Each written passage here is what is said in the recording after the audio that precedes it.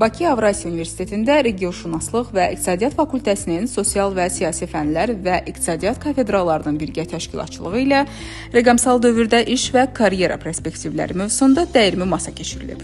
Tədbirin məqsədi gənclərin əmək bazarındakı dəyişikliklər, rəqəmsallaşmanın karyera inkişafına təsiri və müasir peşə bacarıqları barədə məlumatlığı artırmaq olub. Regionşünaslıq və İqtisadiyyat Fakültəsinin dekanı Dosent Mütəllim Rəhimov tələbələrin məşğulluğuna dəstək və mövcud problemlərin həlli yollarından danışıb. Sosial və Siyasi Fənlər Kafedrasının müdiri Dosent Aymən Rüstəmova və İqtisadiyyat Kafedrasının müdiri Dosent Vüsalə Nağıyeva qeyri-neft sektorunun genişlənməsi ilə sosial-humanitar, biznes və xidmət sahələrində yaranan yeni imkanları vurğulayıblar.